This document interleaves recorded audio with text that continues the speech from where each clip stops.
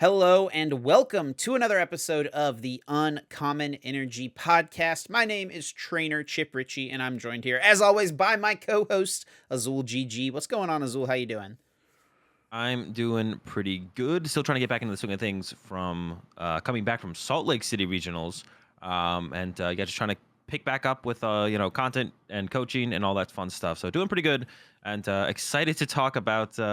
Excited to get to another episode and talk about what we got to talk about. How about you, Chip? I'm doing good. I'm doing good.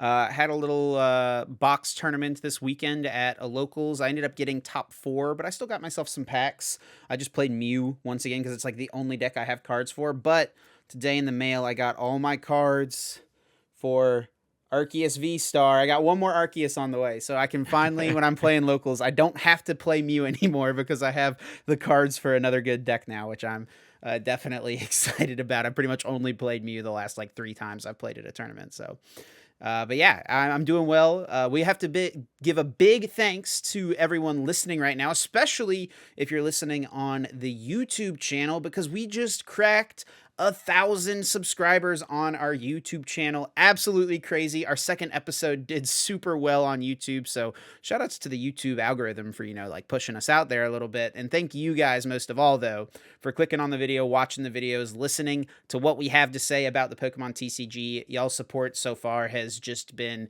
absolutely amazing on this podcast, and we're only 2 episodes deep. So yeah, thank you guys so much, seriously, for everyone who's listened and supported so far. Yeah, thanks a ton for that. And we got some interesting stuff to talk about. So another regionals happened. The first thing we're going to be talking about is that new item card that we kind of hinted at last episode was revealed. Yep. Some troubles with EUIC registration. I myself was not able to register, unfortunately, for the tournament. Some new cards were leaked. One is pretty interesting. It's almost like a fresh take on an old face, or a fresh face on a I don't even know what I'm trying to say. We'll get to it. Liverpool regionals happened, and then Sao Paulo regionals are coming out. So a bunch to talk about. Chip, what do you think about the revealed card that was Energy Lotto? Yeah, so last week we talked about how a new card was going to be announced just a few hours after our last episode went live. We're posting these at 7 a.m. every single Tuesday, and this new item card was revealed during a live stream for Japan. And I don't know if you watched the live stream or not, Azul, or like have watched the replay of it, but they did it was really kind of odd. So it's like there's this one guy who does a lot of the YouTube stuff for Pokemon Japan, and he was doing like a webcam game against someone else. They were just playing with some of the new cards. Like he was playing with the amazing rare, not amazing rare, the shining. What's the new mechanic called? Sparkling. The sparkling. Yeah, sparkling. Yeah. He was playing an expanded sparkling Heatran deck. Was it? So they weren't even like in like a studio or anything. No, It was just no, like he a was just like webcam? at home or like in, I guess maybe his studio. And then he was just playing a webcam game against someone who was playing an Archie's Blastoise deck, which is actually kind of interesting, with Luminion now, right? A water type to go with the Archie's Blastoise. Not that Maybe really we'll matters. get like a water shaman at some point. It'll just be all dive ball searchable. Yeah, I right. guess. So, I mean, it felt almost out of place that they were doing that, but I think that format, I think it might not have even been expanded. It might have just been Sun and Moon on. Wait, actually, no, that's not even true because they had computer search and superior energy retrieval. So it was just literally expanded. So I don't know. It just felt random. They did this little webcam game, and then after this webcam game, which lasted like 45 minutes, they did a little announcement for the new card that was to be revealed. And so it's like this big live stream. They hyped it up beforehand, and so I think everyone was expecting something crazy. We were going to see Versus Seeker. We were going to see, Trainer's Mail, some of those predictions and stuff that we've thrown out there. But it was Energy Lotto, which is a card that originally came out in Guardians Rising, which allows you to look at the top 7 cards of your deck, and if there is an energy card there, you reveal it and put it into your hand. And Energy Lotto's a fine card. It's been played in the past. There are plenty of Zoroark decks played it at some point, right? But Yeah, it's yeah. not like crazy broken or anything like that. It was this like, it almost feels like this was just like a really big buildup to a very mediocre finish. Yeah, definitely not what I was expecting. I was expecting like some kind of card, like something. Well, they said it was something from the past, so. Mhm. But I was expecting something to be a little bit more impactful. I guess it's like kind of cool with the Inteleon engine as like a one of, and in like Arceus decks, it's kind of like an out to energy for the turn, but kind of like playing a fifth DTE. Mhm. Like Energy Lotto was pretty good in Zoroark decks, Yeah, back in the day, but definitely was expecting something to be something a little bit more hype. This was pretty. I don't want to say disappointing, but it kind of was just disappointing in the end of it all. It sure. wasn't was kind of definitely kind of a letdown.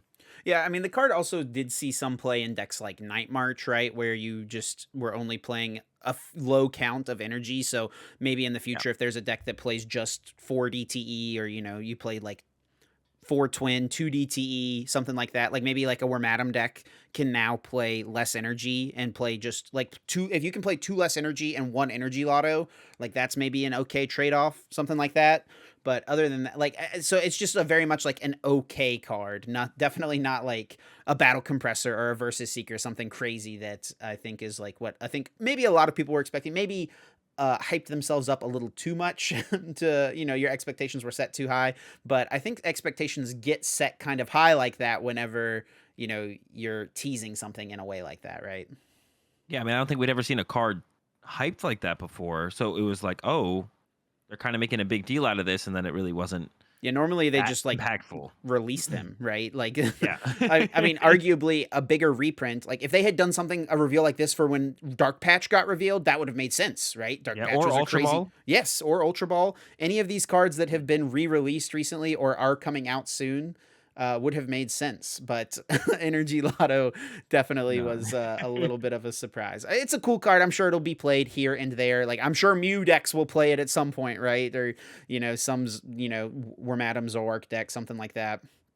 But Yeah, I'm yeah, sure it'll see play eventually. It'll definitely won't be like a completely dead card. So it'll see its moment at some point. Not going to be like anything too ridiculous, but yeah, it'll see play eventually for sure. so now we got to move on to what has been a pretty sore subject in the Pokemon community today, and I know for you personally as well, which is the registration process for the European International Championships. So the European International Championships are set to happen. What is the weekend? It is April the 22nd through the 24th, that weekend. So we're less than a month away, and registration just went live today. And it went live today at 10 a.m. Eastern and sold out in 45 minutes with no announcement ahead of time of like, hey, this is when registration is going to drop. Be on the lookout. Which is kind of weird because last week they literally tweeted registration is going live soon, but nothing else. They said it's going live soon, but not when. And then someone in the replies to that Twitter thread on the Play Pokemon Twitter asked, hey, will there be an exact announcement of what time it goes live? And the Play Pokemon Twitter person responded and said, we will let you guys know exactly when it goes live. And that did not happen. It went live at 10 a.m. randomly, no announcement. I think the RK9 Twitter tweeted out, which is the site that runs Pokemon's registration for these international championships. And it filled up in 45 minutes.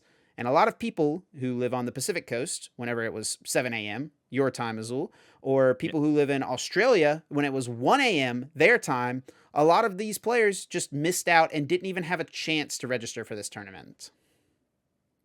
Yeah, definitely really unfortunate with the timing and the timing of it all. Yeah, they said they were gonna say something. I don't know if I don't know about that. I think people were reading a little bit too much into that tweet having to be like the I don't know, like the end all be all of like there was supposed to be like this huge announcements from the Play Pokemon Twitter, and then there Yeah. wasn't. Like I don't know. I think it was maybe people were reading a little bit too much into that, or like were worried a little bit too much about the Well, fact that they didn't tweet something. but But the thing I is they did tweet something. They just tweeted it tonight. Did you even see that?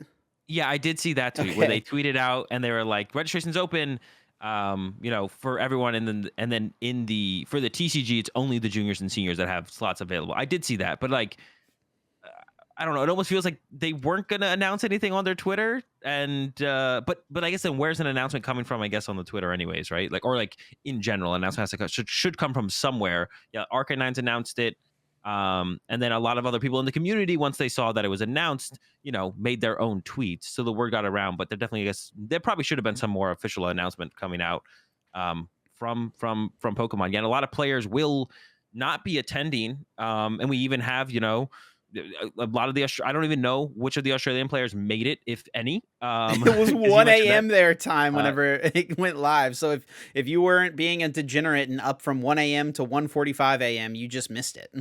yeah, I mean, I feel like a lot of Pokemon players are late night gamers, so I feel like there's probably quite a few of them up. So I wouldn't be surprised if a decent amount of them uh, made it. But they even have players who are in like Europe, like Nico, the last IC champion from OCIC, can't even go back to back on winning ICs because.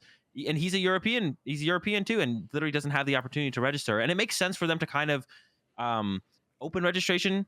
That makes the most sense for European players to be able to register. I think like Hmm. that kind of makes sense, right? It is the European Championship. Sure. But yeah, it just feels kind of weird to like. It also is an international championship, right? That is also a point of the tournament is for it to be international, and now it's going to be definitely less so international for sure. So I don't know. It's a really weird situation. I think they could have done it better.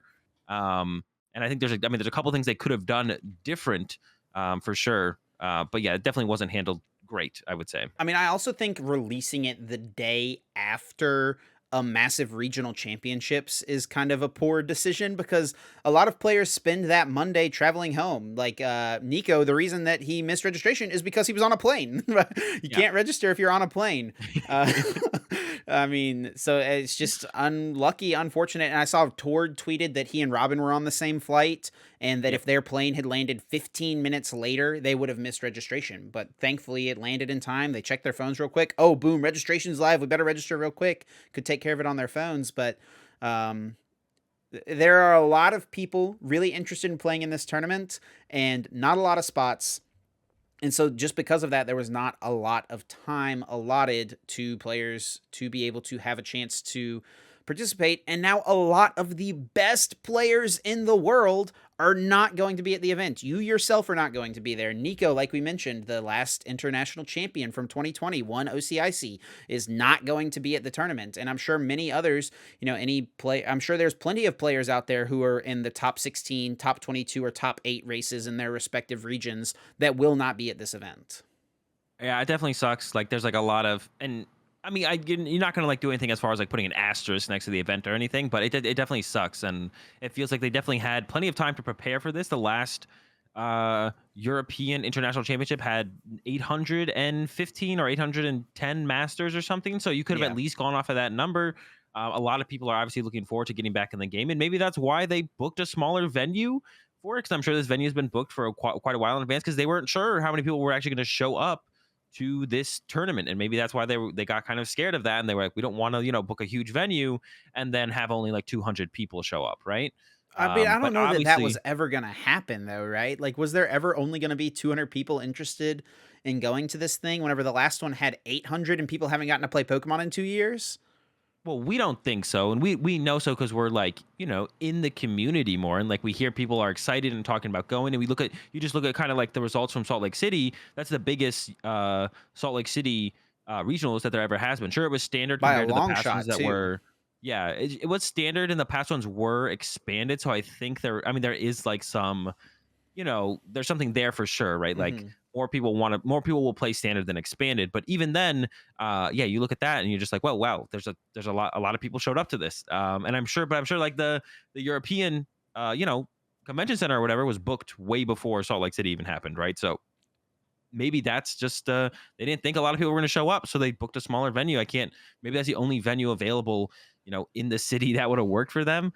I can't imagine that would be a thing though, because a lot of things just aren't happening. A lot of conventions aren't happening right now in general because of everything that's going on. So I can't imagine it's hard to find a hall big enough to support a thousand person Masters tournament plus everything else. And everyone knows the Masters Division TCG is by far the biggest group that is going to show up at any of these events. I don't know. I feel like there should have been a little bit better prepared for. So it does appear like the cap right now is around 500 players. I don't think that there is the exact number out there anywhere, but that looks like for TCG Masters, that's around what the cap was. Like we said, about 300 less than what the last EUIC had. Um, so I mean, it makes it like you want to plan based on maybe less people coming, but at the same time, like there's a pretty good reference to go based off of. I also think that adding a new game to the lineup took away from some seats potentially because Pokemon Go will be at this internationals as a competitive Yeah. event, which I'm interested to see how that's going to play out, to be honest. But adding this new game certainly takes away seats from TCG and VGC players because VGC Masters is also sold out as well, right? So Yeah. there's a lot of players from both games who are really wanting to play at this event that won't be there. So I do think that this registration issue today that arose has certainly exposed some issues in this registration process. And I think maybe the biggest one is that people have to plan travel months in advance, right? You have to Yeah. book flights if you're going international, even if you're flying within the continent of Europe, you still need to book reasonably far in advance. Most of the time, you plan your hotels out with your friends and stuff like that. These things have all been planned for some people for over a month at this point. I think that one of the easiest things they could do to alleviate some of the frustration from people is just open up registration way sooner, way earlier. That does a few things. One for them is like there's less likely to be a frantic panic and push to register because people haven't planned their trip yet. Right? Because like what has happened is people have been planning trips for the last few weeks and they're like, okay, I'm just going to register as soon as it goes live. And they plan their trip and then all of a sudden they miss out. Whereas if registration had been live a month and a half or 2 months ago, sure, it still would have maybe sold out in a few hours.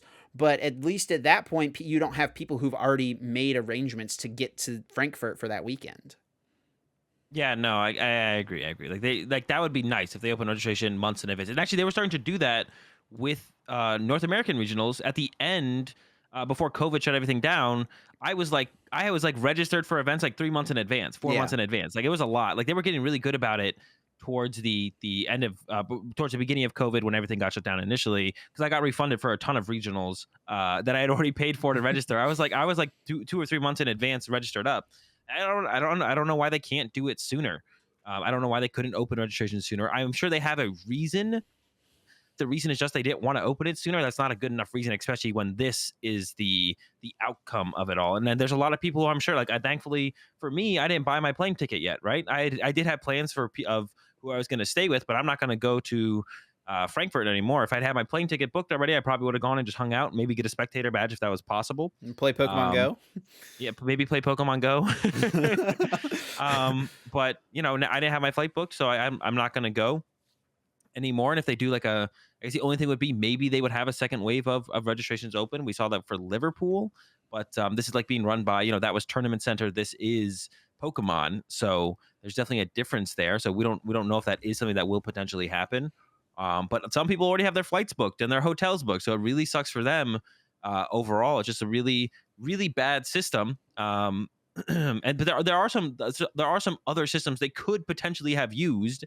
They could have announced when they were going to open up registration, or they could do what Japan does, which is the full on lottery system.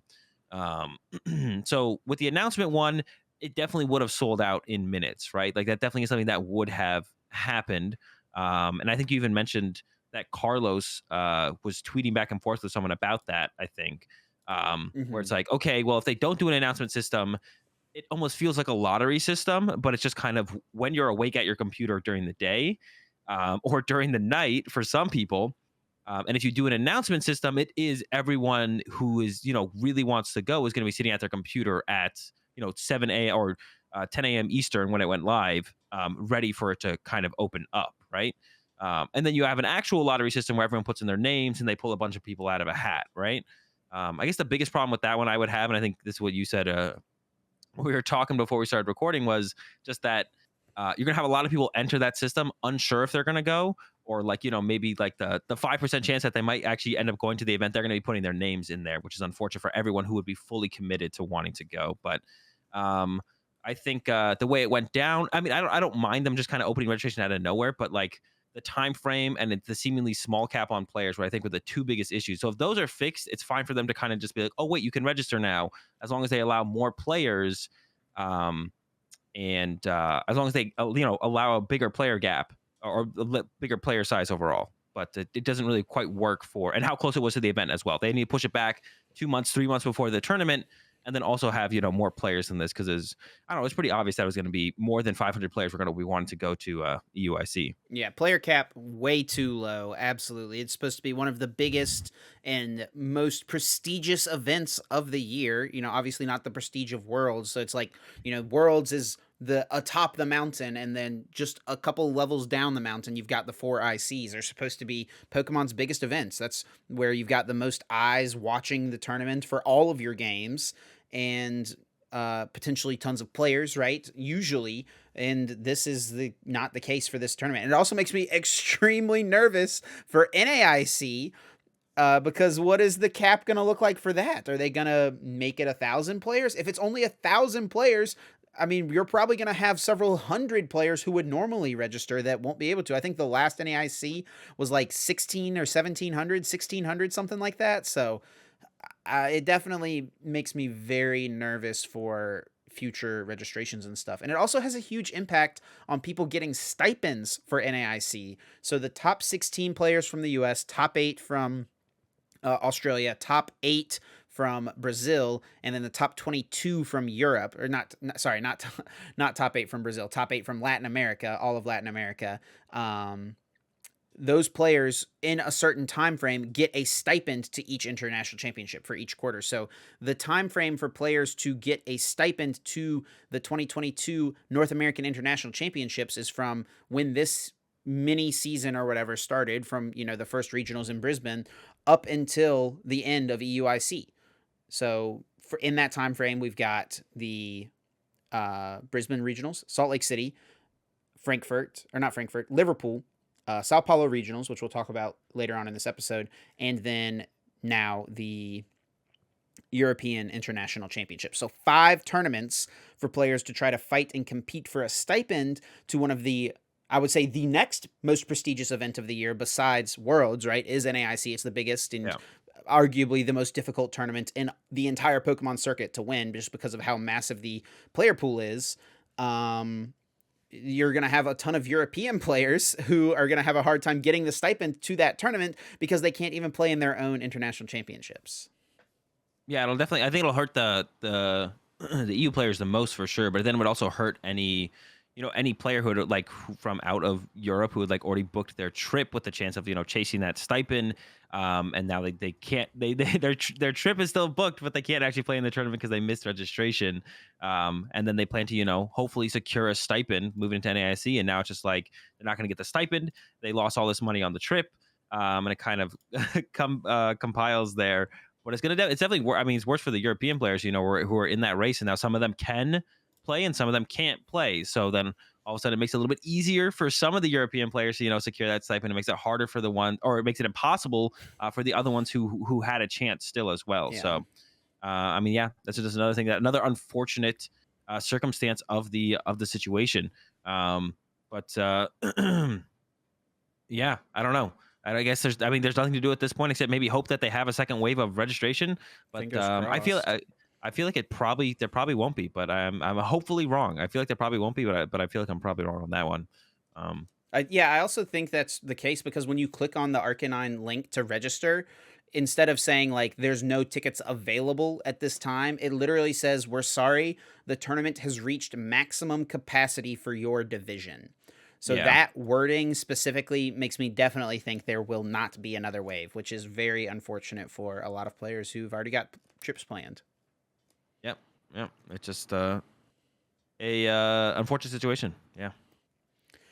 So moving on, we have a little bit more exciting news to talk about because that's obviously a little sad, mellow tone to start the video off. We've got a few new cards revealed, which are all very exciting. So the first thing we're going to be looking at, and these cards are all kind of themed around fighting and grass, which I think are 2 of the types struggling the most right now in the Pokemon TCG. Probably grass more specifically. I think grass is maybe just the weakest type in the TCG right now. Maybe metal, I guess, something like that. But metal is getting a big buff with Dialga VSTAR in the next set. So I definitely feels like grass is probably, would you agree with that? The weakest type right now. So it definitely could use this support. Yeah, I guess I haven't really thought about it too much. There's quite a few weak types overall. I almost don't even consider Mew VMAX to be psychic type because it's just so powerful. It just Right. is Mew VMAX. It's just the Fusion Strike deck. Like being psychic type has nothing to do with the card basically at all. Besides it like Well, I kind mean, of it does keep um the fighting types yeah, from, yeah, like, yeah. seeing a super high amount of success almost, right? It does hurt Rapid Strike Urshifu a bit. That is true. But like overall, it does not feel like it's. It just doesn't feel like it's like it's a. It doesn't feel like it's a type. It just feels like it is just power. But yeah, I think there's definitely going to be some good cards. The first one, of course, the one that everyone's talking about is Gardenia's Gardenia, Vigor. yeah. Draw 2 cards, then attach up to 2 grass energy from your hand to one of your benched Pokemon. So basically, Welder, the trade-off is 1 less card, but you could actually find the energy after you draw those 2 cards. So I think this is probably more powerful overall. Like if I could pick if Welder drew 1 less card, but then just I could find the energy later, I feel like I would prefer that overall because you could just Dedenne afterwards anyways and just like draw a bunch of cards and you'd still be fine. So I think this is probably slightly more powerful than Welder, but maybe just different. Maybe the best way to do it is just different. I think the biggest thing here that I've seen most people miss is that it doesn't have to be to a grass Pokemon. It can be to a bench Pokemon. So there's a lot you could actually do with this, even as far as like, playing this with Arceus. Yeah, so there's definitely I think the comparisons to Welder are very fair because it's Yeah. a supporter that accelerates energy cards and draws you cards, right? But there are a lot of things that make it quite different. The drawing first, and then the fact that you can only put them on a benched Pokemon as well makes it a lot. That is weaker than Welder, obviously, but Oh, then that's true. getting to draw the cards first is super strong because you don't even have to accelerate energy. It's just a draw supporter. Obviously, draw 2 cards is not great, but how often when you were playing Welder decks back at the end of like the 2020 season, did you just have like Welder in your hand and no fire energy? And it's like, well, I get to do nothing this turn, right? Like that happened not super irregularly. And that's not something that you have to worry about with Gardenia. So I think if we're comparing the 2 cards just together, I think that that is a huge boost in favor of Gardenia being a little bit stronger. Yeah, yeah. I mean, yeah, I guess it does have to be to a bench Pokemon, which will hurt it a little bit. But yeah, definitely going to be a very powerful card, for sure. It might not see play immediately, but at some point, it definitely will pick up pace and start to see a ton of play for sure. Because like, there's no way the card like this wouldn't see play. But it doesn't seem like broken. Yeah, the limitation of onto the only be able to put energy on the bench, and then also only drawing 2 cards as well. Like Yeah. there are some limitations to it. And the So fact that it um, accelerates grass energy, while you can yeah, that as accelerate them well. to any type of Pokemon, right? So you can put them on anything that has a colorless cost, which people did with Welder for a while. There were some Welder toolbox decks that played stuff like, I remember people playing like Rhyperior V in a Welder deck at some Yeah. point. There was other stuff, right? That like just big attackers that had colorless costs, but those decks were never that good. Welder was always best in fire type decks. And I think that will probably be true for Gardenia's Vigor as well, with the, I guess, exception of the fact that Arceus VSTAR is a thing now, right? And is so popular Yeah. being able to attack for 3 colorless. But generally, a card like Gardenia's Vigor is only going to be as good as the grass type Pokemon in the format. And I think the grass types right now, excluding the stuff that exists or that is coming out that we're going to talk about here in a second, I think the things that exist right now are not the best. We've got like Delmize VMAX. Shaman V Star. Shaman V Star is like pretty solid. Orbeetle VMAX, I guess, is okay, right? Orbeetle has been pretty good in the past, but I think other than that, I can't actually even think of like the last really good grass type deck, to be honest. Yeah, we probably was. Oh well, I guess Rillaboom, right? Rather looks like Yeah, Rillaboom yeah, was that's probably true. the last good one. But yeah, we haven't had a ton of great ones recently. But there are some, yeah, more new. I mean, that's not the only card we're getting. We're also getting I don't even know how to pronounce the Hisuian. region. Hisuian. Hisuian Lilligant V Star, and the attack grass colorless. 130, and then you may put an energy attached to this Pokemon back into your hand. If you do, you do 100 more. So 230 damage, 260 with the choice belt. You're not really quite getting there, but I think actually the V Star power is kind of the strength of this card because it really helps you set up, I mean, everything else that you could have going on in your deck. And the V Star power is an ability. Search your deck for up to 5 grass Pokemon and grass energy in any combination. So you can get your attackers, You can get the energy you need for the Gardenia's Vigor, then you Vigor to your Pokemon, and you're kind of swinging from there. So this Pokemon itself, I don't think is enough. Like I don't think you could just run like a Lilligant V-Star deck. Maybe I'm wrong. Maybe 130 into 230 is enough to go back and forth. But I think you either need a lot of healing to be involved, or you need some other kind of follow up as well. But it definitely gives you a part of some kind of grass type engine with that V-Star power for sure. Yeah, the V-Star power, just setting up any Pokemon you want and also getting you energy for your Gardenia is obviously really good. And also the fact that its attack returns energy to your hand for you to Gardenia into play onto something else on the next turn. Like, that's a pretty good combo as well. So there's some potential there for Hisui and Lilligant, but I think the biggest drawback is going to be its lack of damage output. You're just not quite getting there as efficiently as something like Arceus V-Star, where, Arceus V-Star does less damage than this Pokemon, but it's getting you energies out of the deck. So, even though, I mean, I don't know. I mean, I guess it does KO opposing Lilligant V-Stars, right? So, like, 260 is, like, an okay number to hit. All the other V-Stars out there, I think, besides Arceus, have that much HP, but as long as Yeah. VMAXs are around and Arceus is as popular as it is, it's going to be hard for Lilligant to really do much whenever it's not even getting those key knockouts, right? Not hitting for quite enough damage. And then we've also got a few, so that's the grass support that we've gotten. We've also got a few fighting support cards, one being a supporter itself, and that is Grant. And this has a super interesting game design mechanic kind of involved with it. So, Grant, it's a supporter card. During this turn, your fighting Pokemon's attacks do 30 more damage to your opponent's active. So, just the effect of Leon, right? Except it's limited Yeah. to specifically fighting types. So, obviously, you just read that and you're like, this is just a worse version of a card that we already have. Why are they even printing this? But then its effect is during your turn, if this Grant card is in your discard pile, you may discard 2 cards, except for Grant, from your hand. And if you do, you put this card from your discard pile back into your hand. So you can discard 2 cards and just pop it back. It's kind of like a built-in Versus Seeker just on the card. Pretty, definitely a very interesting game design mechanic. Yeah, no, I love seeing stuff like this. I love it when there's just something new, fresh, and then it's like good, right? Like it's good. Could it be too good? Possibly, but probably not on a supporter that only allows you to do 30 more damage. But like there's a lot of like that's a lot of like value to have in any type of a deck, right? Being able to just return any kind of card like this from your discard pile to your hand, like whenever you want, is just a big deal. Sure, you need the attacker setup to be able to utilize it, but just having a one of this in your deck, making it get to your discard pile early through a quick ball or an ultra ball, and then having access to this later throughout the rest of the game is a pretty big deal. Of course, you're going to need some fighting Pokemon to go with it, so we're going to have to wait and see if there's enough decent fighting Pokemon in the format when this comes out to actually make it viable. The other cool combination you could do with this is actually play it in a Mew VMAX deck, so that way you can just like kind of help discard whenever you get those clunky hands with Mew where you just have a lot of dead cards in it. You can Grant, discard 2 of those cards, get the Grant back. So it's only kind of like a 1-for-1 trade-off. You lose 1 card from hand because the Grant goes back to your hand. But then even if you don't need to play a Sparkle or a Boss return, you can just play the Grant. You don't have any fighting Pokemon to do plus 30 damage, but you just cleared 2 cards out of your hand as Mew VMAX, and now you're drawing more with your Genesect. So there's also like other cool combos that you can do with it, and stuff with like Mew VMAX, and I'm sure some other decks could possibly make use of this just as kind of for its discard effect in the future. But yeah, it's a really cool card to have around, and hopefully it has some good fighting Pokemon to go with it in the future, because it'd be a shame if this card never sees play.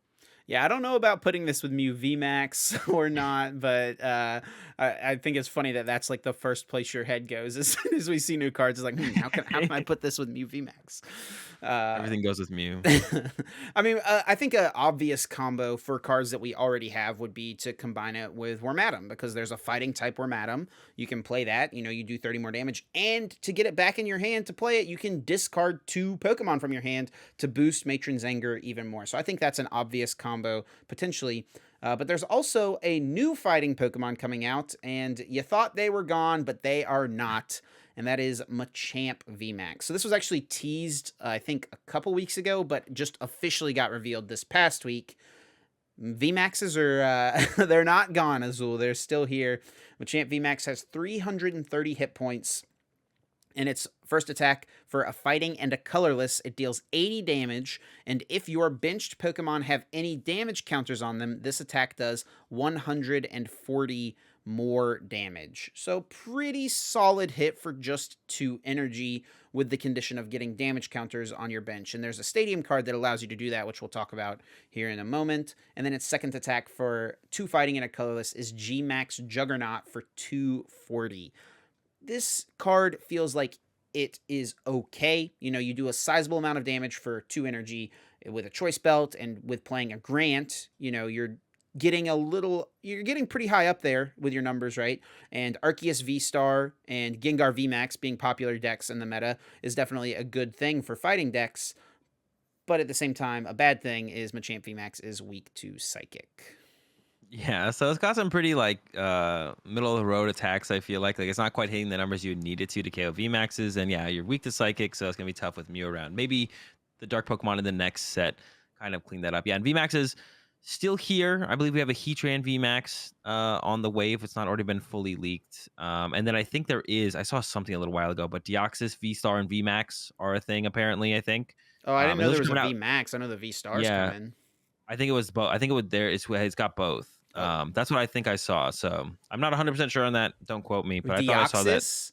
Yeah, Oh, Deoxys V-Star. Deoxys. When you said Deoxys, I was thinking Dialga, not Oh no. Deoxys. Okay, okay. Deoxys V-Star and VMAX. I thought I saw that somewhere. So I think VMAXs are still coming out, and will probably constantly be coming out until that fresh take of a February set, which will be coming out next year. But yeah, I think the VMAXs they'll be like they're kind of like a slow trickle of VMAXs from here on out, like maybe 1 to 2 every set probably. But yeah, this one doesn't look too crazy, and it's weak to Psychic, so it's gonna be a rough time for it. And then It the does last have card, the stadium to combine with it. Sorry, yeah, go ahead. You were about yeah. to The get into last it. card that we have to go with it, of course, is the was it Gape Jaw Bog. Whenever a player puts a basic Pokemon from their hand onto their bench, put 2 damage counters on that Pokemon. So it's basically like that old stadium that was really hard to get, that was worth $10, and you played with Magikarp, but I forget what it's Team called. Magma's secret base. Yeah, Team Magma Secret Base. So I mean, you could do something cool with this, maybe with more Pico as well. Besides, playing it Okay. with Machamp to build up the damage. But besides that, this probably won't see a ton of play, I don't think. So of these 5 cards, which is probably the most likely to see competitive play in your mind of the 5 we just talked about? Well, I mean, Gardenia's Vigor for sure. Yeah. I think, and then probably behind that is the Grant, because it's good with any fighting Pokemon. Whereas Machamp, you're probably playing a Machamp deck, and with Lilligant, you're probably playing a Lilligant deck, and neither of them seem ridiculously good. Although, like I said, Lilligant probably could fit in, which is kind of like a grass box type deck, and that can just help you kind of be your initial setup through the V-Star ability. So those are the new cards. We'll see how good or bad they may be. These will probably not be out. I guess this would be like, is this going to be in our May set, or it might not even be until our World set potentially? I don't think we even necessarily know. Yeah, Because I it'll think be a that while. most of the cards that are coming out in our May set, Astral Radiance, have already been revealed for the most part. Yeah, but our May set is also our June set, right? Like it got pushed back to June, I think. And we've also got, wait, is it in June now? I thought it was in May. I thought it was. I think we're getting it in Bro, June. I I don't could know. be wrong. We can't I be. heard I heard it was delayed, and that we're not getting all this stuff till June now, and that we're not getting this set till June. Maybe that could be But true because I think the Pokemon Go set is supposed to come out before that, right?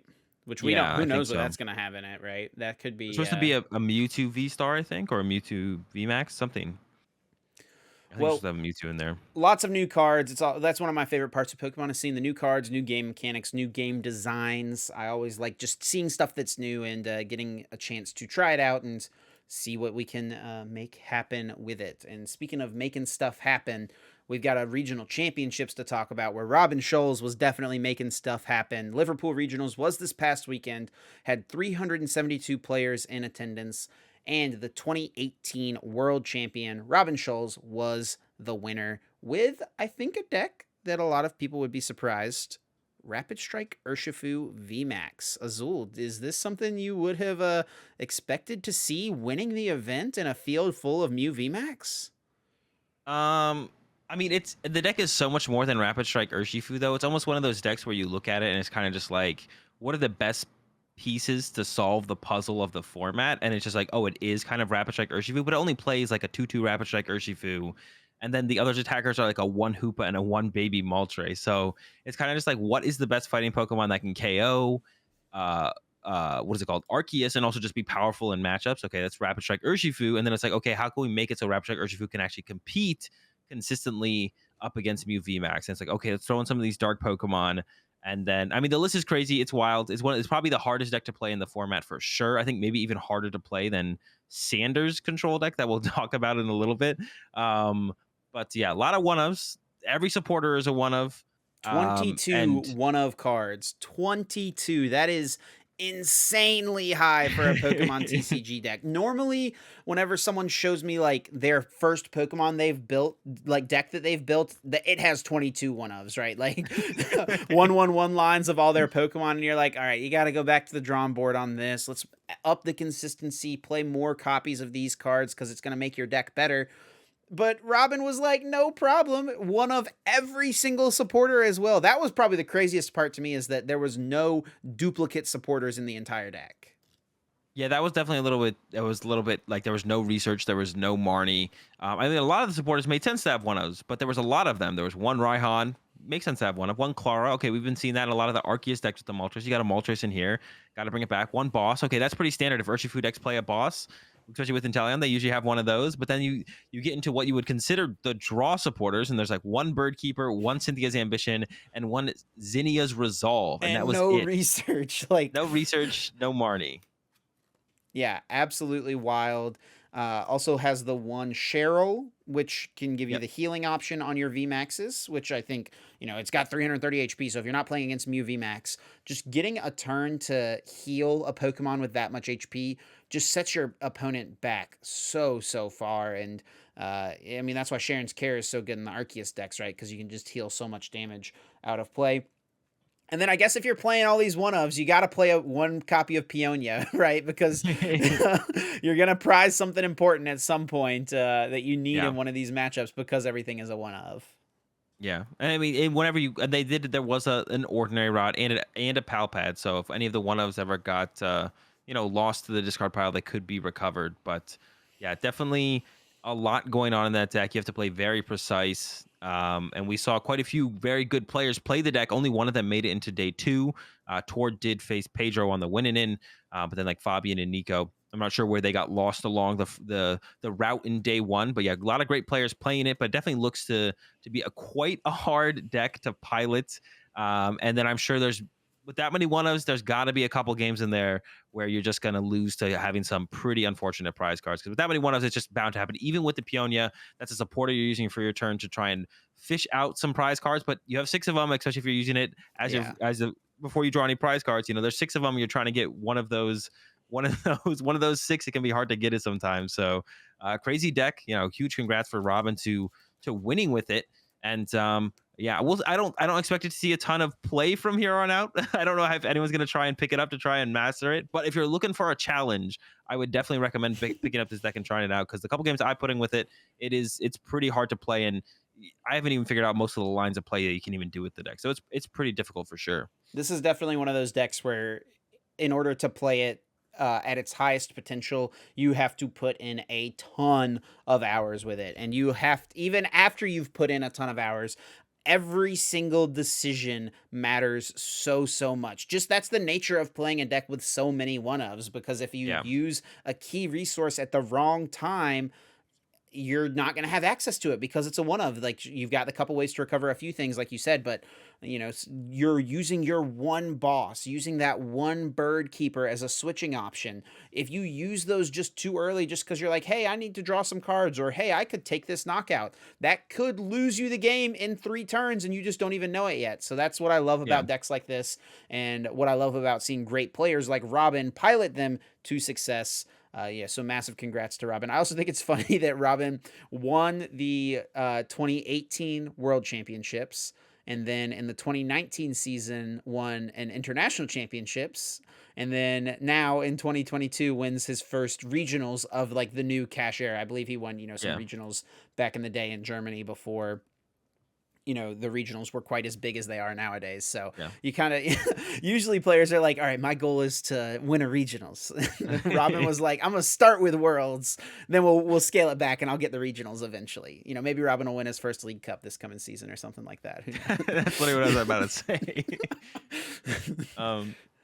But yeah, and then moving on from there, second place was Malamar and also Joe Bernard, who went 9-0 in day one. Yes. Also made top 8 with Malamar. I think Joe actually lost to Robin in top 8, if I'm not mistaken. I think it is. And We got to talk about that a little bit. Going 9-0 in day one is incredibly hard to do, especially yeah, because it's not the like it's hard to start with like 5-0 at a regionals, right? But like a lot of people start 5-0 at a regionals. Anyone can get off to a hot start, but then once you start playing against better players who are also at that high match points record, things can start to fizzle out a bit for you. So getting, the 6-0, the 7-0, each win gets harder and harder and harder because you're playing against the other, players who are running hot and having great tournament days, and other players who've picked really good decks for the event, and obviously other really high skilled players. So very few players have ever actually managed to go 9-0 at a regionals. It doesn't happen that often, maybe at just a few regionals a year. So big congrats to Joe for making that happen. yeah. And what I want to say as well is a lot of people have been like, one of the things that I heard as a critique of Malamar or one prize decks in general is like, do you have enough time? And I always thought that was weird when I heard that in like so many other, like meta talks or stuff leading up to events. Like people, that was like a talking point, was like, can you even play Malamar, at a regional championship? Are you just going to go 009? But I just feel like any of the people who said yes just hadn't played Malamar, because the deck's not very slow. No. Like the deck's not actually that slow. I think a lot of people just didn't play Malamar or one prize decks in general. I think even if you brought like something like a Mad Party, you're not tying that often as long as you know the deck and you're playing at a reasonable pace. So I think this kind of proves that for sure. Second place, Joe going 9-0 in day one, no ties. That it's not hard for Malamar to deal with the restraints of the time, right? And yeah, both of them were playing Inteleon, but I think it's pretty much established that Yeah. Inteleon's better than Cincino. If you want to succeed with Malamar, the better way is to play the Inteleon build. Neither played Manaphy. Of course, that's something that might change here going into this next week and the following weeks, because after, Robin played this Urshifu deck, will that be more people playing this Urshifu deck or just other snipe decks in general? Maybe like Jolteon could see a resurgence, which I think there was 0 Jolteon actually in top or day 2 of this tournament. There were We not saw, any Jolteon in day 2, no. yeah. So, but yeah, like even going into the tournament, I said Malamar was one of my favorite picks. Like I said last week on the cast. So, and I still think it's probably definitely, I think it's definitely solidified itself definitely as a tier 1 deck here for sure. Yeah, it definitely feels like it is a top tier deck, which is kind of crazy. I don't think that 3 weeks ago many people would have thought that Malamar was a top tier deck, but as people have refined the lists, this Inteleon engine is super strong. Cynthia's Ambition is incredibly good, and it makes it so that your matchups, besides spread decks, your matchup is pretty much like how many rapid strike cards can I get in my hand. It's not like even what you're sitting across from necessarily. It's like you just look at that HP number and it's like, okay, can I get there? It's like it doesn't matter if it's an Arceus, doesn't matter if it's a Mew, it doesn't matter if it's, whatever other VMAX, Sandaconda, whatever. You just look at that HP number and count by 4 and try to get there. Yeah, pretty much, definitely. So there were also 2 Mew in cuts, quite different from the Salt Lake City regionals where we saw no Mews in cut. There was actually quite a bit of Mews still at this tournament. I would probably guess that it was probably one of the most played decks at the tournament still, if not the most played deck at the tournament still. So we did see 2 in cut, Leonard Timmers and David Rudhoff. Leonard got top 4, David with the top 8. One of them was playing Tower of Darkness, and the other one was playing Rose Tower. And I think there are pluses and minuses to both versions. I think with less Path to the Peak being played in decks, which that's something we were talking about before the cast, is like it doesn't feel like there's that many decks playing Path to the Peak, and the ones that are playing Path to the Peak aren't playing that many of them. So Yeah. if that's the case, Rose Tower is pretty good. But in a heavy Path to the Peak meta, Tower of Darkness feels pretty strong, and then it also obviously gives you that additional dig of being able to discard one of your extra Tower of Darkness to the Tower of Darkness, so that's a little deck thinning plus extra deck draw as well. Do you have a preference between which tower variant of this deck you like? I think I still prefer the Rose Tower because I've been bailed out of by Rose Tower so Oh, often same. on like the turn 1. Yeah, yeah, But yeah. like Tower of Darkness is like, I feel like Tower of Darkness almost feels like a crutch in the late game where it's like, oh, I've missequenced twice and now I drew a couple less cards, so then it gets me there a little bit deeper. But once I've like set up and established my board state, I either hit everything I need already, There's very few times where I feel like Tower of Darkness, the extra 2 cards actually makes that big of a difference. But the Roach Tower, those first 2 to 3 cards at the beginning of the game, or even sometimes turn 2, turn 3, you can still thin out your hand to pretty low and draw like a couple with Roach Tower. I feel like you're drawing about the same amount of cards with Rose Tower as Tower of Darkness, but the cards you draw with Rose Tower are more impactful than the cards you actually draw with Tower of Darkness. Because that with Tower of Darkness, most of the time it feels like, all right, I'll use my third Genesect, and I guess I'll draw 2 more cards. Why not? Whereas Rose Tower is like, please give me a Battle VIP pass turn 1, right? And then when you hit it, you're like, okay, let's go. So it definitely feels like the Rose Tower, the cards you get off Rose Tower are way more impactful than the cards you get off Tower of Darkness, even if you're drawing about the same amount of cards. And then another cool thing that we saw in one of the lists, I'm not sure who it was, but also Tord did this as well. Actually, Tord played a 3-2 Mew VMAX, but down to 2 Mew VMAX. And I wasn't sure if it was David's or Leonard's It's list. One of them was David played 2 Mew VMAX. okay. So yeah, David played a 4-2 Mew VMAX, and we also saw Tord playing a 3-2 Mew VMAX line, so a little bit less Mew in Tord's build. But and Leonard was sticking with the good old 4-3. But I actually kind of like the 2 Mew VMAX. I experimented with 3-2 for a while towards the end of last format. Mhm. And it really felt really good. I don't know why I actually didn't even try it out in this format, to be honest. I kind of just gave up on it, I guess. But maybe it was just kind of the fear of Ultra Ball, having to play Ultra Ball so consistently. And like the fact that you have Ultra Ball allows you to be a little bit more aggressive with discarding cards. So like you kind of almost want that extra one around, it feels like sometimes. But yeah, I mean, David made it work. It definitely seems like it's you'd rather play less than more, to be honest. So if it works, it's definitely correct to play 2 Mew VMAX, I think, for sure. I don't know, bro. I posted a list with 3 Mew VMAX or 3 Mew V a few weeks ago, and I got some massive flack on Twitter for it. People were like, "What compelled you to do this?" And that's not the worst card you could have cut from the deck, but it's definitely not the best card you could have cut. So I don't know, man. I mean, when Tord does it though, it's Tord's Tord, right? Tord can do whatever he wants. Yeah, you should just wait till Tord had done it first, and then you would have been all in the Right, clear. right. No one would have said anything. um, but yeah, I mean, I think Mew being a couple of places in top cut, definitely makes sense after not having a finish in Salt Lake City. Obviously, I think everyone knew that it was still the best deck in the format, still would be the most popular deck. Maybe Salt Lake City, it just got countered a little too hard. The top players didn't play it. And a kind of a perfect storm for it to whiff top 6, top 30, top 8, Top 8. to be honest. Because And there then was still a ton here. It was the most popular deck day 1 and day 2 by far, I think. mhm. So still a ton in the tournament overall. And the other deck that made top 4, we've got an Arceus Intellion deck with Crobat VMAX, played by Alessandro Frenda. Crobat VMAX, kind of a little spicy inclusion there. It's a dark type that hits really hard, and if you're already playing Crobat in your deck, I guess it makes sense that it's less deck space than fitting in something like Malamar VMAX, right? Yeah, no, the Crobat VMAX is actually something that I was working on with in Arceus deck Yeah. leading into Salt Lake City. Um, and it just kind of fits in the deck. If you already want to play Crobat, like why wouldn't you want to play Crobat? Crobat's a great card to have in any deck to just draw more cards, right? So then you could just play Dark Energy, and then when you attack with Arceus, you just put your energy on your Crobat, and if you can make it into a VMAX before Mew KOs it, you're one hit KOing Mew VMAXs, which is like one of the situations you can get into against Mew VMAX is neither of you are taking one hit KOs, but they're so ahead on the prize trade, they're okay with just kind of hitting into your Arceus VSTAR and being like, well, I still win because you can't one hit KO me. But now you have this Crobat VMAX, and that's what a lot of people try to do with like the Baby Moltres builds. And there is a Baby Moltres still in this list as well. Is like, okay, now I can one hit KO your Mew VMAX still, but it's easier to kind of do it with the Crobat VMAX than it is to do it with a Baby Moltres sometimes. So the Crobat VMAX is super cool to see it see some success here. And this list was actually like crazy in general. There's 2 path, which of course you got to play some path. It did play the Dunsparce, and that's what I was saying on the cast last week, I believe, which is like, if you're playing Arceus, you want to play Dunsparce because you don't know what random, and now that the format got a little bit more defined, I felt like I was like, you don't know what random fighting stuff is going to show up. So I was super happy to see the Dunsparce in there as well, because I was like, I would have definitely played Dunsparce if I played any Arceus deck going into this tournament. And then there was the Judge as well, which is like a cool tech to kind of disrupt those Mew decks when they kind of wrote them from that stadium on top. Yeah, definitely a good option. And I think that's kind of the maybe we saw that from Brisbane regionals, right? With Henry Brand and Mitch Nucky played the Judge, right? And I Yeah. feel like that's something we'll see pop in and out, just kind of depending on how popular Mew is in a given meta. And if it's going to continue to be the most popular, it's probably not a bad play.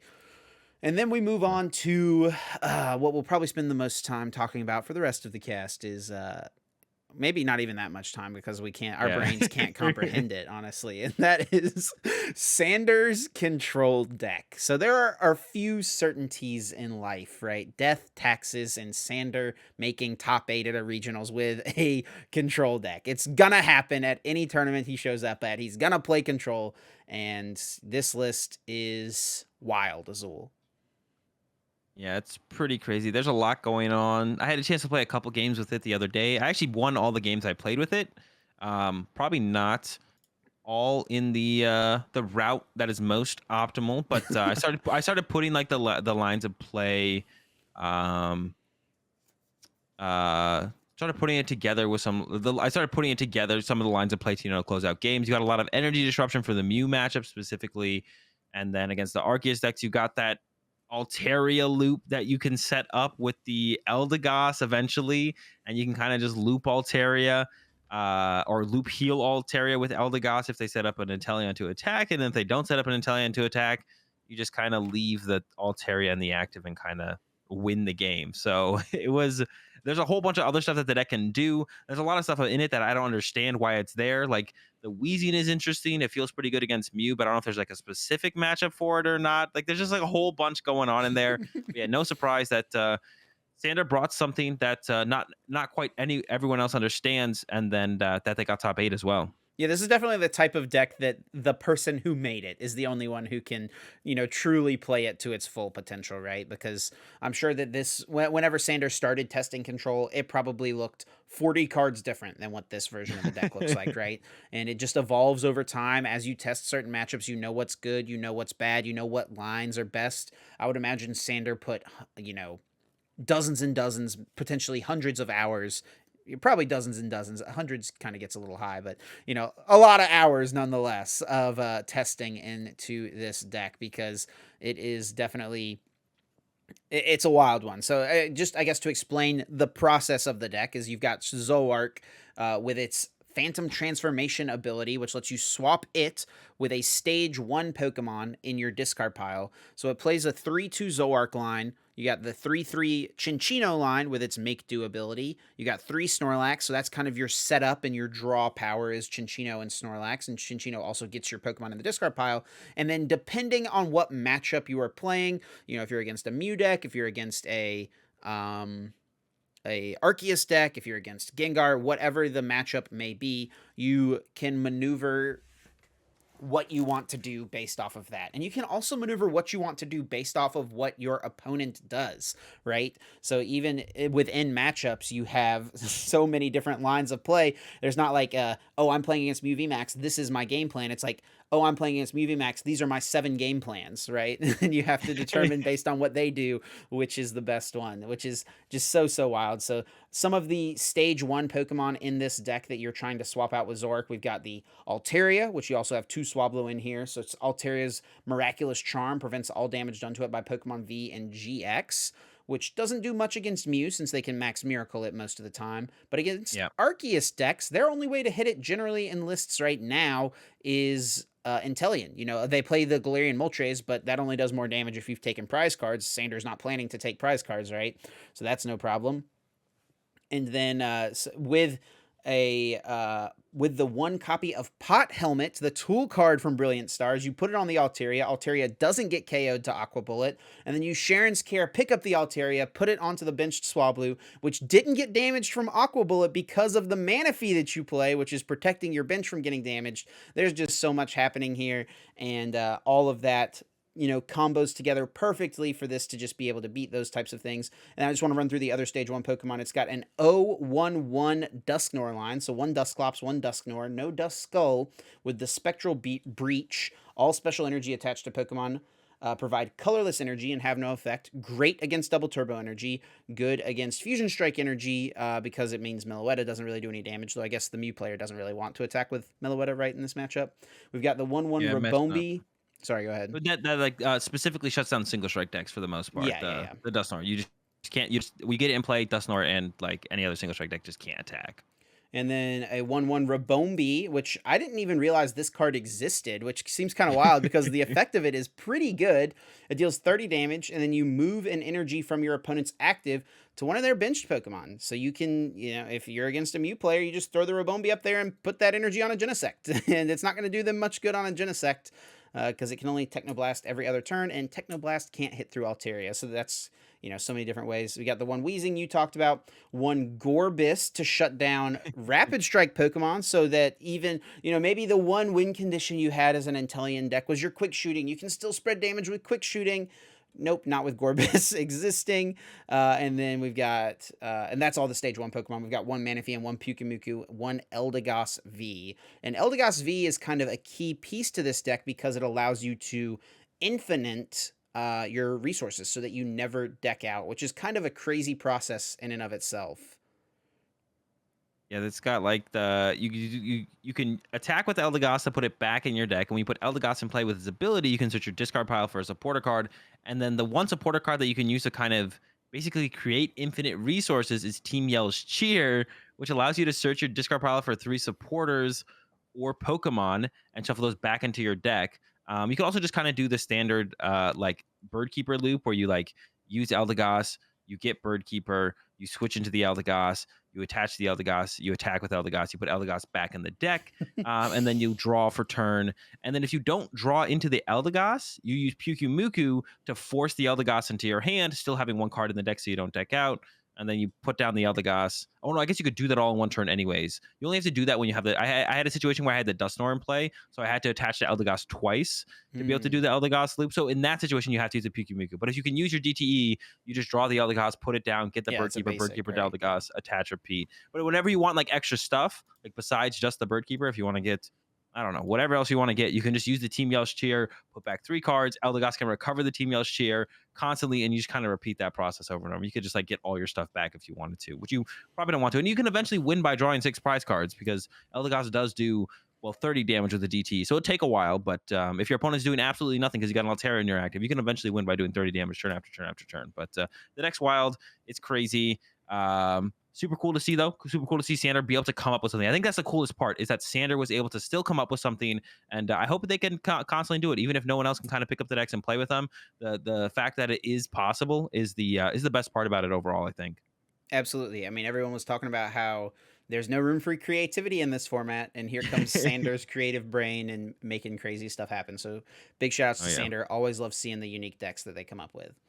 And then the top 8 is rounded out by Arceus Moltres, played by Chrysowalantis Amadintis. I tried, man. I tried. I'm really sorry for that. Excuse my American. So Chris played a Arceus Moltres deck, which I assume it's probably Baby Moltres, maybe the Galarian Moltres V. There is no deck list posted for this deck yet, though. It will probably be on Pokemon.com at some point. They have not updated that quite yet, though. So that closes out the top 8. Other things to take away, Tord played Switching Cup Mew. It's always interesting to see what Tord plays because Tord is definitely considered the best Pokemon player out there right now, and still made top 16, I believe. Did he make top 16, right? I think lost the win in it, but I think ended out outside of top 16 on that loss. Oh yeah, Did finish in the top 32. Top 32. Yeah. With the Switching Cup Mew, we talked about that deck a little bit already. 16 Mew players were in day 2, 15 Arceus decks in day 2, and obviously all the Arceus decks are quite different, but it's pretty apparent that that card is very powerful. Yeah, definitely. Yeah, no surprise. Yeah, Mew was probably by far the most popular deck in day 2. Probably the most popular Arceus deck was something like Arceus Inteleon. I could see Arceus Baby Moltres being the most popular, which is like basically what both of the lists were in top 8. To be honest, you had Alessandro's list that had the Baby Moltres. Sure, it was just a one of, but if the other list just had 2 Baby Moltres, like a lot of the lists were playing, it's not that far off, right? And then one Gengar in day 2 total after we saw it kind of dominate, to be honest, Salt Lake City. Yep. And I know a lot of people were pretty outspoken on the fact that they thought that was that Gengar was not as good as it showed in Salt Lake City. So maybe that is true, and maybe that's why we kind of saw that finish here. I think one of the biggest Hurdles for Gengar in this event, though, was Malamar. Rapid Strike Malamar is a pretty tough matchup for Gengar. And Malamar, I think, was the third most popular deck in day 2, I want to say. It was up It was there. like, yeah, it was up there. There's like 7 of them in day 2. Two So, in top 8, two um, in top 16. and I imagine it was also probably pretty popular in day 1. So, yeah, that's a pretty tough matchup for Gengar. So, that was definitely something that Gengar would have to kind of overcome in this regional. We saw, yeah, only 1 in day 2 in top 32. Not a great finish for Gengar. Is it completely dead? Probably not. But we'll see how it goes from there for that. And then the 3 regional winners so far are all very accomplished players so far. So that's another great thing to kind of see in the game, is just that we see, top players continuing to be top players. So that's been really cool. Of course, we had Natalie winning the Brisbane Regional, Drew winning the Salt Lake City Regional, and now we've have Robin Schulz winning Liverpool. So yeah, 3 well-established, accomplished players all winning the first 3 regionals, which is great to see. And we'll see what happens, next week. Hopefully that trend continues. Of course, it is nice to see sometimes new players, break in there and get their first win. But it's a good sign for the game that, being good at the game consistently is still a thing. Yeah, the high skill players being able to win these big tournaments is definitely a good sign that maybe the meta game is not quite as terrible as everyone was making it out to be, us included, right? Pre Yeah. Brisbane. I definitely feel like the online era kind of got us tunnel visioned on, like, this best deck is the only deck, and like it's the biggest thing, and we got all this to worry about, it's so overpowered, when in reality there's so many other factors that go into what allows a deck to succeed at a regional championships. And so I think it's good that Yeah. we're seeing a bit more diversity in the meta. And I mean, I don't know about you, but I'm actually having quite a bit of fun playing this current meta, just in the last couple weeks compared to where I was mentally about it 3 weeks ago. No, it definitely does feel quite a bit better. I thought Brisbane was like the nail in the coffin. We saw the Mew build with just DTE. They seemed Right. to dominate the tournament, and it was just like, oh no. And then Salt Lake City happened, and then we saw some more life from the format from there. And then especially going into Liverpool, we saw even a greater resurgence of just variety in decks. So it's just great to see. Yeah, I was definitely on the on the side of things where I was not enjoying the format overly. But yeah, I mean, I think Mew still is the best deck in the format. It'll be the most popular deck in the format until the next set. And only then will we could probably see a really drastic change in those terms of Mew kind of falling off its throne. I think even though it's not winning these events, not all of them did win the first regional. Of course, it's still still king for sure. The number 1 deck to look out for, no matter what tournament you're playing in, for sure. And now it's time to move on to everyone's favorite segment on the Uncommon Energy podcast, and that is Guess That Flavor Text, where one of us brings the other person a bit of flavor text from a Pokemon card in the Pokemon TCG, and the other player, the other person, the other host has to guess what card the flavor text belongs to. So this week I've brought a card to Azul. In episode 1, Azul got my first pick correct. In episode 2, I was very wrong in my guess for episode 2. So Azul's up on me 1-0 right now. I mean, are we going to keep Yep. track of this, I guess? I don't know. Yeah, Maybe we someone could. out there in the community will help us keep track of it. But yeah, so moving, so now we'll look at your guess for this week, Azul. Are you ready? I'm ready. Okay. It looks as if it's always crying. It is actually adjusting its body's fluid levels by eliminating excess. Well, I mean, I feel like it would be so bad if I don't guess Sobble. But I feel like that's so obvious that this is probably a bait. But that's the only thing I can think of is. But I feel like Sobble is actually crying sometimes. So that makes me kind of What's like the thought second process guess. here? What Well, in the flavor text led you to this deduction? it said Sobble's crying. Sobble's always crying. So Bro, it looks like he's you gotta crying. like It lengthen it looks like out a he's little bit crying. more than that. I can't pose the question and then you just say, "Oh, I think it's this." You got to give it a second. Talk us through the thought process. Well, Sobble looks like it's crying, so it makes me initially think that it's Sobble. Sobble is always crying, but I think in my head, now that I think about Sobble, I feel like Sobble's actually crying, and you said this Pokemon, it just looks, the flavor text says it looks like it's crying, but it isn't actually crying. But I can't think of another Pokemon that I've ever thought about and looked at and I'm like, oh, it looks like it's crying. So that makes me think this just has to be Sobble. I can't see this being any other card. And if I guess Sobble, that's like a fair. If I'm wrong, that's kind of like, all right, well, that's fair. But if I don't guess Sobble and then I'm wrong, it gets bad. But I can't actually think of any other Pokemon that looks like they're crying that isn't Sobble. But the only thing I can think of is that it looks like Sobble's actually crying in some of the artworks I've seen of it. But maybe that I'm just thinking of people's takes on Sobble as opposed to actual card artwork of Sobble. Because when I think of the card artwork of Sobble, it's never actually crying. The Chilling Rain one is definitely crying, isn't it? Is it? You keep calling. He's like sitting there under the waterfall, right? I'm guessing Sobble. It's not Sobble. Wait, what? What is it? Bonsley. And there is only...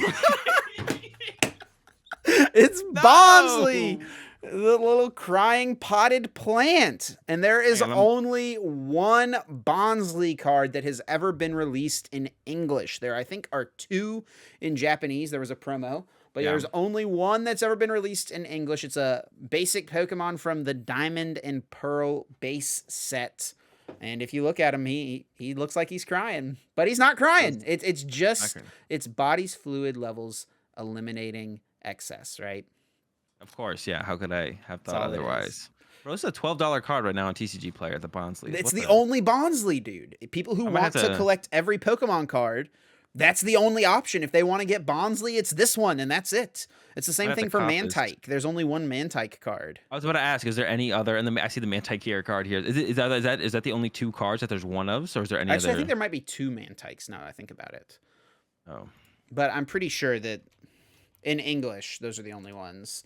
And no, there is only one Mantike. So okay, Mantike and Bonds. Do you know if there's any others past those that are only one ofs, or does everyone else have? I think those are the only Gen 4 baby Pokemon, which I think is the only ones that are like that. Interesting. We gotta give us another Bonsley and Mantike then. Have they been doing baby Pokemon recently? I haven't even really been paying attention. I think the last baby Pokemon we had was the Cleffa, or the Igglybuff. The tag team, the triple tag team. What was it? Igglybuff, Togepi, and Cleffa, right? They're not giving us baby Pokemon in the forms that they used to give them, where they were like actually like a different kind of card. No, they're just like kind of there sometimes. Yeah. All right. Well, I guess that ties things up. Wait, so do I get a point for that, or no? You just don't get a point, right? So it's still 1-0. So it's still 1-0. It's still 1-0, yeah. All right. So next week you have a chance to redeem yourself and catch up. Well, you're in an advantage here because you got to start, right? You got the first that's why we're shot. waiting. I don't actually have an advantage yet. After next week we'll retally the scores, right? Okay. Once we've had two guesses each. That's where we'll see if it evens up or not. But yeah, moving on from what should have been Sobble but wasn't Sobble. We have another regionals coming up. Sao Paulo regionals is this weekend. And the first thing I want to mention is there will be a stream for this regionals, but there wasn't for Liverpool. So there will be a stream for this one though, which will be, or for Brisbane. There was not a stream for Liverpool or Brisbane. There will be for this one though, which is great. It just would have been nice to have a stream at all of them. It's just kind of unfortunate that we didn't. And of course we did have the Salt Lake City regional stream, but that one was done officially by Pokemon, and it makes sense that Pokemon can't get to all of them, especially like back-to-back weeks. Can you imagine? Just like they literally like just set up shop and then immediately pick up and go fly to another continent. And hey, listen, Pokemon, if you're listening, I'm down. Send me out there. I'll do it. Chip's ready to go. I'm sure some of the other casters would be down as well. As long as none of them have real jobs and they can actually make it happen. But yeah, it would have been tough for them. But yeah, I'm excited to actually watch some more stream gameplay. I wasn't able to watch Salt Lake City live, obviously, because I was there. But I'll definitely be watching that on my stream. We'll be checking out that and watching it as it happens. Yeah, the next regional's coming up. What do you think, Chip? You think Mew's going to be still the #1 deck? I mean, I feel like there's no way it isn't, right? I mean, it's still just super powerful. And, it's definitely, I think a factor that a lot of people don't consider in the week leading up to a regionals is that a high amount of players have their deck picked out a couple of weeks in advance, right? So the players have probably Yeah. been testing and have an idea of what they want to play, and they're sticking with what they're comfortable with, which I think is a good idea. I think generally you should stick with what you're comfortable with heading into a regionals. That's how you're going to find a lot of success, especially if you are someone who has yet to make a deep run in a regionals. I think your best chance to make a deep run in a regionals, if you are someone who has yet to make a deep run, is if you are playing something that you're very comfortable with and very familiar with, because that's where you're gonna be able to find your advantages during the tournament. If players have been testing Mew, I expect a lot of Mew to be in the event. It's obviously still been the most popular deck in, Europe, Australia, and in the US. But Azul, you've actually played in several LA regionals. You've played in a couple LA internationals. In your experience, do you feel like the outside of Latin America meta really affects the Latin American players? Or Um, like what kind of impact it actually has? I mean, I guess that's a tough question. I guess probably not really. I feel like there definitely is a little bit of a separation, and it might just because I mean I don't even know how big are their regionals usually. I mean, They're because I feel usually like pretty big. they're usually pretty big. Yeah, I mean I feel like there is. I feel like America and Europe are the closest in terms of overall meta, and then obviously when you have some of the best players in each of those regions coming up with crazy decks, like Robin winning this Liverpool, there's obviously going to be a little bit of a change up there and what kind of crazy decks actually show up to the tournaments, of course. But I feel like in general, it's the kind of the same. But it feels like some of the results from um, maybe it is just kind of the time frame with the meta. Maybe this will be kind of a good tell. I feel like I've never really paid this much attention to like all the regionals that are happening in the same time. And this one's kind of unique in the terms that this is like literally 4 weeks in a row Right. in each different region, which is also like kind of cool as well. It's kind of cool to just kind of see how everything is kind of plays out and develops like week to week. So I'm just gonna be interested to see how it goes. I can't like think of like any specific situations in the past where it felt like their meta was that much different than anyone else's, or that it feel like there was like a big impact from a tournament leading up to it. The one I do remember is before Philadelphia regionals, the last Philadelphia regionals, they had a regional before that, and that's where Buzzgarb Shrine was initially played. So their tournament had a big impact on Philadelphia regionals, if I remember correctly, because they had like a Weavile Buzzwole Garbodor deck Yeah, I remember that that. I think won that tournament, Yeah, Caleb won with and that deck. and then that led to Buzzgarb Shrine at Philadelphia Regionals, where Caleb did end up winning that tournament. So they had an impact on one of our tournaments pretty hard. Because if they never played that deck, who knows what have happened at Philadelphia, to be honest. But just definitely interested to see what the overall meta ends up being there for sure, and then more so what actually ends up coming out into the top 8. So we saw Rapid Strike Urshifu just won Liverpool. We saw a good bit of Jolteon doing pretty well in Salt Lake City. And we've seen Rapid Strike Malamar kind of pop up as a tier 1 deck. Do you think that it is worth it for these Rapid Strike Malamar decks to be including Manaphy in their lists right now? Because it feels like the only two hard auto losses that deck takes are to Rapid Strike Urshifu and to Jolteon, the two decks that can spread and kind of mitigate the prize advantage that you normally would have, right? Yeah, I think it might just be, and with the Manaphy, I would also try and include a quick ball, so you can kind of in every other matchup just get rid of the Manaphy as soon as Yeah, possible. sure. Yeah, Grant Um, and I were talking about this weekend at a local tournament because Grant was playing Rapid Strike Malamar, and he just kind of had a realization partway through of like, I don't have a way to thin cards out of my deck. Like the only way that cards in my deck hit the discard pile is by me playing them or them being knocked out. Like I don't have a way to actively discard anything at all.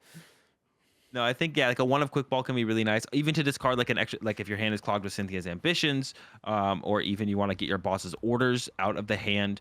One of quick ball can be nice for that, especially once you include something like a Manaphy, which is definitely just like a definite like dead card in a lot of matchups. I think you'd want to include one quick ball, which is like a pretty easy fit. I would say probably just cut a fog crystal. Everyone's playing for a fog crystal, just cut a fog crystal out of Manaphy.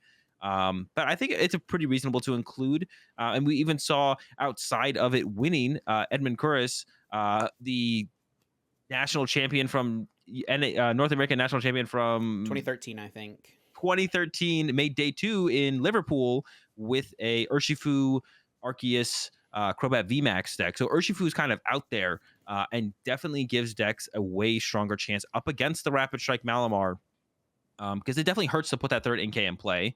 Um, I guess Manaphy kind of does the same thing, but it's like not a rapid strike card, and it keeps the NK in the deck, which means it's continuously searchable with Fog Crystal. So it's definitely much nicer to just put a Manaphy on your bench and protect yourself from the Urshifus. So I would say it's probably worth it going into this weekend. I think if I played Rapid Strike Malamar, which to be honest, if I had to pick a deck right now, I think I would pick Rapid Strike Malamar as my number one choice. I just really like the deck.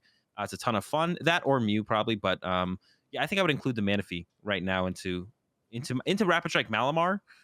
Other decks, I'm not so convinced you need it. I guess maybe if you really think Urshifu is going to come through, you maybe need to be packing Manaphy and Dunsparce in your Arceus decks. Definitely Dunsparce. If you didn't play Dunsparce this week, put the Dunsparce in. If the time wasn't last week, it's this week. You've already made the mistake once. Put it in there, and it might be time to include the Manaphy as well if you want a chance up against some of the snipe decks like the Rapid Strike Urshifus. Yeah, I feel like Manaphy is definitely a potential inclusion in Arceus decks, but Dunsparce is just got to be in there. And I think that was actually, we didn't actually even talk about the Metacham V in Robin's list, but that is kind of an interesting card that makes a big difference against the decks that play Dunsparce, right? Because you can just put 2 pings on it with the Intellion quick shooting and then Yoga Loop it, right? It's got 60 HP. Yep. So Dunsparce can be really strong, but it's also a potential liability, to be honest, at certain points. So I don't know. I feel like Dunsparce could be really good in a deck that plays like the Galarian Zigzagoon already, which I think Galarian Zigzagoon is pretty good in Arceus right now, like what Xander Perot played to top 8, right? And if you're doing that, you're playing Scoop Up Nets, and so I feel like Scoop Up Net is definitely a potential, option to mitigate that downside of Dunsparce. You just get it out of play when it's got a couple damage counters on it, You can always especially if just you're put a big charm on the Dunsparce as well, and then oh Charon's Carrot. Galaxy Pick 'em up. Brain plays, bro. Yeah, big charm. You're Big done. If you Charm go up against Sparse. the Urshifu decks, put the big charm on the Sparse. You don't need it on your Arceus if it doesn't have weakness anyway, so you'll be good. Big charm the Sparse and then Charon's Carrot if they over ping it or whatever. It's the top player difference right there. Big Charm and his Dunsparces. Okay, Azul. So if you're going to the tournament, you already said Malamar is probably one of your choices. What are your top 3 overall choices? So you got Malamar. What are the other 2 playing in Sao Paulo this weekend? Malamar, Mew. Yeah, Mew just is always going to be in the top 3. Maybe you know what? I've been kind of hating on Arceus and Teleon a little bit. But I guess Arceus and Teleon Moltres isn't quite. I really liked Alessandro's list. I liked all that also was a deck that played a lot of one-ofs, right? I don't think we mentioned that very much, but there was like a lot of one-ofs in that deck as well. So something like Alessandro's list. Like I said, I like the Crobat VMAX. I've been trying that out for a little bit, and it's definitely solid. So maybe something like that. Avery is actually a card that I've wanted to test in Arceus and Teleon. It's really good against Malamar, and you can do like a weird play where you go like Pat to the Peak Avery in the same turn to try and limit Mew on a turn. So it's kind of like instead of going like Path to the Peak Marnie or Judge, you're like, okay, discard some of your Pokemon. So even if you have a stadium, can you even draw cards? Do you have enough Pokemon in the hand, right? So it's like another way to kind of be disruptive against Mew. So something like that would it just kind of sounds like a ton of fun to play. A lot of options and a lot of like cool tech cards you can just kind of fit in the deck and just have some fun with. So those would probably be my top 3 for sure. Yeah, Arceus Avery actually sounds kind of insane, not gonna lie. Like, because like Malamar is probably your only tougher matchup out there. Because like Arceus decks, you just kind of do fine against everything, but I would probably say it's slightly negative to Malamar, right? Just because Malamar Yeah. has the outprize trade and can just OHKO you with relative ease against a good player. So having the Avery, that's just so good against that deck because like what do they discard? I mean, it's got to be the Sobbles, right? So, like, and that Yeah, it's it painful. means you're not gonna really be. You're gonna have to play Karina's Focus Return. If you're playing Karina's Focus Return that you got off of Rapid Strike Search, that's one less Rapid Strike card, and that also means that you are probably not getting a KO. So yeah, Avery seems super good. I think my top 3 plays would also be an Arceus deck for sure. I would also say Mew. And then outside of that, I mean, I like Malamar just fine. I would definitely play the Manaphy. I've always really liked playing Rapid Strike Urshifu. I don't know that I would play exactly Robin's list because, that it's just that's probably just too much thinking, honestly, to to try to play that deck. But some Rapid Strike Urshifu deck, like maybe something like Edmund Curris's deck with the Arceus Moltres Rapid Strike Urshifu. I'm a big fan of that, and fighting I think is a pretty solid type right now if you can just high roll and dodge the Muse. So Yeah, other than that, I think that's going to wrap things up for us this week. Thank you all so much for listening. If you enjoyed, please be sure to leave a rating on the cast if you're listening on your favorite podcasting platform. That is the easiest and fastest way to show your support because, that's how it helps people discover us and discover the cast. So I really would appreciate that. And also, big thanks to everyone who has subbed to the YouTube channel. Like we said at the top of the cast, we have passed 1,000 subscribers, which is absolutely incredible. So thank you all so much for listening and watching over on the YouTube channel. Be sure to sub if you're on the YouTube channel. And you can also follow us on Twitter at uncommon_energy. And you can also find me at Trainer Chip and Azul At at Azul GG on Twitter, Twitch, and YouTube. Yeah, and if you are if you are watching on YouTube, be sure to like, comment, and subscribe. For sure. And yeah, appreciate all the support. Thank you guys. We upload every single Tuesday morning, 7 a.m. Eastern Time. Good luck to everyone playing in any Pokemon tournaments this weekend, whether it be a locals, a 1K, or in the Sao Paulo Regional Championships. Good luck to all the players out there, and thank you all so much for listening. Peace.